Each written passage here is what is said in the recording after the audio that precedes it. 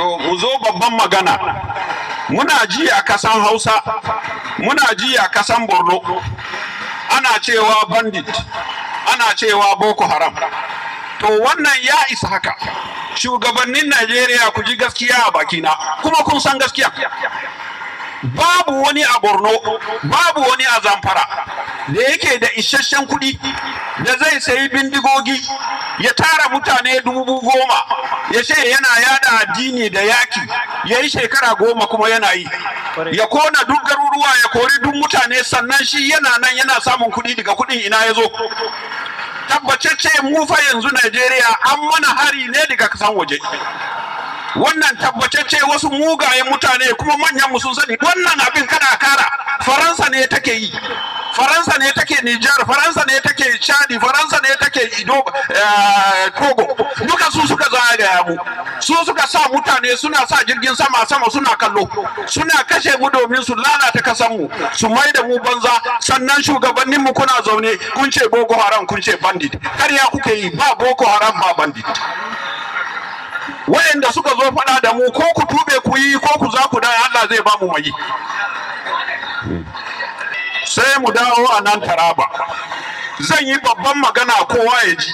Fulani mu bororo na daji, kun zo a kasan nan, ku yan uwanmu ne, mun yadda ku yan uwanmu ne, mun muku maraba.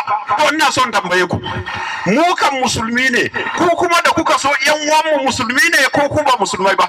Dole ku bada wannan amsa. Daya, in ku musulmai ne, ko ku zauna daji ku zo kuna daukan mu ɗaya sai mun bada kuɗi ku daina, don wannan Allah bai yarda da shi ba. In kuma ku ba musulmai bane, ku gaya mana. Mun yi fada da kafiran da, za mu yi da na yanzu.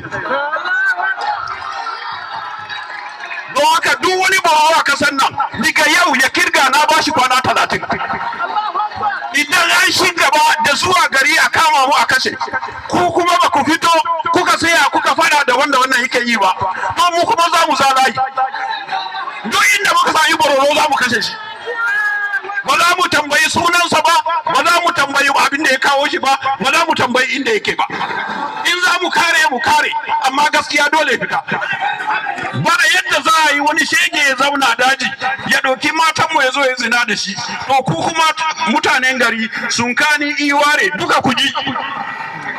An sami hakimi guda, mahango guda, yana hada baki da barayi.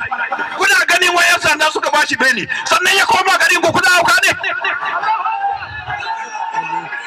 To daga yau ku ji, duk wanda aka kama shi a gari yana hada baki da yan fashi, to za mu kashe uwansa, za mu kashe ubansa, za mu kashe kaninsa, za mu kashe wansa. Kuma yan sanda ku ji, mun yadda ku yan sandan Najeriya ne, za mu ku darajar ku, amma da muka gani dan sanda ya kama kidnapper ya sake shi, mu kuma za mu a non-government na Igbo. Ba yadda za a yi mu zauna, ba za mu yi bacci a gidajenmu ba. Talaushin da muke ciki ya ishe mu, ba za mu bari wani kuma ya kara ba. Don haka zan kara, bororo ardo dukan ku mun san kun san wayanda suke yin abin nan. Ko ku haɗu ku yi maganin abin nan, ko kuwa mu kuma za mu nemi maganin. Salamu alaikum wa rahmatullahi wa barakatuh.